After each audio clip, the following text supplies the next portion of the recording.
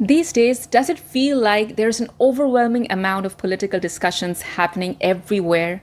There's always this breaking news and you're constantly pressurized to take a moral stance. In this video, we're going to discuss how to navigate these sensitive topics, especially at workplace and in social gatherings. But let me preface this by saying there is no right or wrong. There are 5 different ways I'm going to discuss in this video, and what you choose is completely up to you. You can start with being avoidant. That is completely avoid and shut down the discussion. You can also be observant, which means simply listen and not participate. You can be curious, which means you participate, but only by asking questions. But then comes the higher levels of agreeing or disagreeing.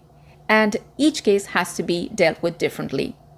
In this video, I'm going to give you some very raw examples to explain the pros and cons of each step. Do subscribe to this channel and come along for the ride. My name is Rai. I'm a former media presenter and director. And out here, I break down all those ingredients that help us form a personality of our own, a brand of our own. And being able to navigate sensitive issues is one prime factor in that. The first way of dealing with sensitive issues at workplace, like politics or any other social issues, is by being avoidant, which means to not engage at all. You can say things like, sorry, I don't know anything about it, so I'm going to reserve my comments, change the topic, or just say, can we talk about something else? I don't feel like talking about that right now. Last time I was shopping at a mall, I was going through clothes, and these 2 young ladies came up to me and wanted to talk to me about their God, and if I would like to hear more about it.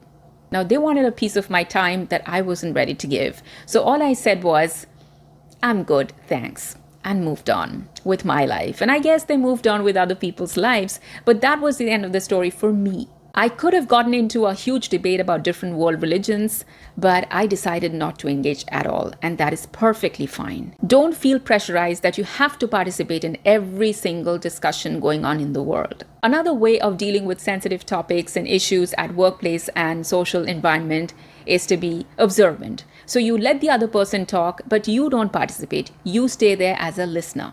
I do this all the time with my relatives, especially my in-laws. So I don't ask questions. I simply let them talk.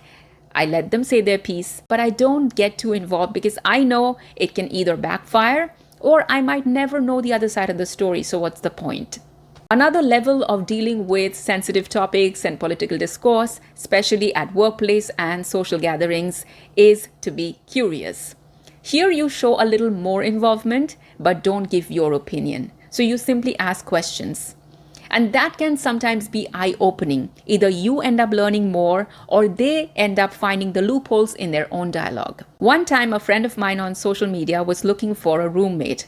Now, the post she made it very clear that she was looking for a roommate who did not subscribe to a certain political narrative. But the thing is that every time I've had some kind of political discussion with her and asked her questions, shown curiosity on comments she had made, she has never been able to back it up with any substantial argument, data, information, or solution. So sometimes you see simply asking the question is enough. Sometimes we superficially start idealizing certain standpoints, and yet we hold them so close to our heart that we cannot stand people, even if they're good people, just belonging to the other side of the aisle. Now, if you want to handle political discussions at workplace or social gatherings in a more involved manner, you have to either agree or disagree.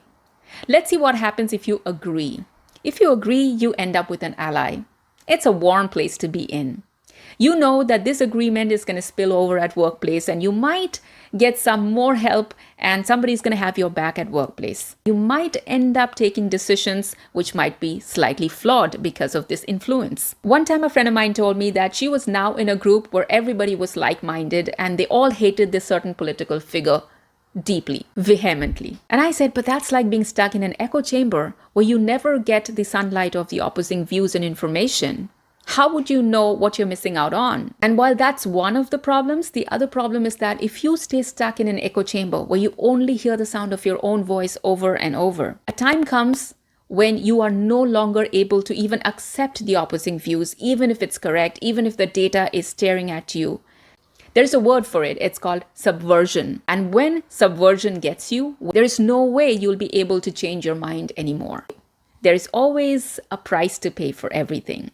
And last but not the least, what happens if you disagree? How do you hold political discussions, especially at workplace or social gatherings, when everybody else seems to agree but you disagree? A spokesperson for US government once said, "We have alternative facts." Now, the media laughed at this word, of course. It's ridiculous that we use such words in today's date, but that's true. The media is so polarized that we are always dealing with half-assed facts. And I'm going to share with you a very raw example right now. Full disclosure, this is a true story, but I'm going to change up the names so that it remains non-controversial. One religious leader from community A has beat up a kid from community B. Instant outrage. The internet was up in flames for days. And rightly so. This is something to be condemned univocally. Right? I think that's the word. But then I dug a little deeper, went down the rabbit hole that only exists in certain dark corners of the internet. And I found out what the media was not saying. Notorious kids from this community, they would enter